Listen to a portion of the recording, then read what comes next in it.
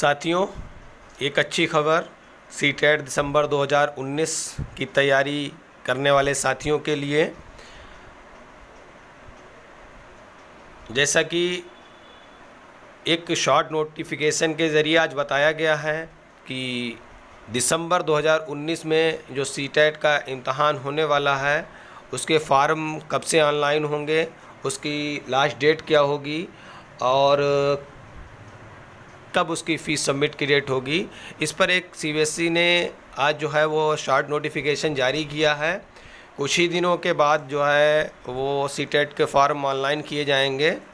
आप लोग जानते होंगे कि सीटेट हम साल में 2 बार होता है। पहला एग्ज़ाम जो है वो 7 जुलाई को हुआ था, जिसका रिज़ल्ट 23 जुलाई को आ गया और उसके जो सर्टिफिकेट थे या मार्कशीट की बात करें तो वो डिजी लॉकर में बहुत जल्दी ही भेज दिए गए हैं। अगर आपने डाउनलोड नहीं किया है तो आप अपना डिजी लॉकर पे अकाउंट बनाकर अपने सर्टिफिकेट को डाउनलोड कर सकते हैं। लेकिन अब बात करते हैं हम सीटेट दिसंबर 2019 में जो आने वाला इम्तहान है उसको देखते हैं। इस नोटिफिकेशन में क्या बताया गया है। इस नोटिफिकेशन में बताया गया ये 13वां एग्ज़ाम है।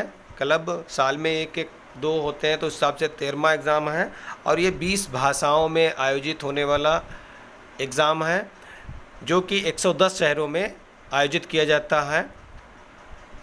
तो इसकी जो डेट दिखा रहे हैं आपको बताना चाहूँगा। आप लोग अपना शॉर्ट स्क्रीन भी देख सकते हैं, जूम करके भी देख सकते हैं कि इसमें जो डेट बताई गई है वो 19/8 से जो है वो फॉर्म आपके अवेलेबल होंगे। 19/8 से फॉर्म आपके अवेलेबल होंगे, यानी 19 अगस्त से आपके फॉर्म ऑनलाइन सबमिट किए जाने लगेंगे। आप रजिस्ट्रेशन कर सकते हैं 19/8/2019 से, अगस्त से। और आज आपका 16 अगस्त है, यानी कि सोमवार से, अब मंडे से फॉर्म सीटेट दिसंबर 2019 के ऑनलाइन होंगे। अब आइए देख लेते हैं कि इसमें जो है वो किस तारीख को डेट का निर्धारण किया है। तो डेट जो है वो ऊपर दी हुई है 8/12/2019, मतलब 8 दिसंबर 2019 को जो है वो एग्ज़ाम होगा। और इसकी लास्ट डेट फॉर्म की है वो 18/9/2019, यानी कि 19 अगस्त से चालू होकर 18 सितंबर 2019 तक आपके फॉर्म रजिस्ट्रेशन होंगे।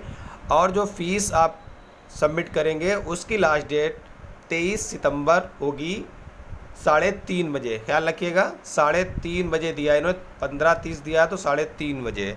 तो ये थी एक जानकारी सीटेट के साथियों के लिए। तो आप लोग 19 तारीख से ऑनलाइन फॉर्म सबमिट कर सकते हैं। ये वीडियो बाकी साथियों को भी शेयर करें और लाइक ज़रूर करें। शुक्रिया।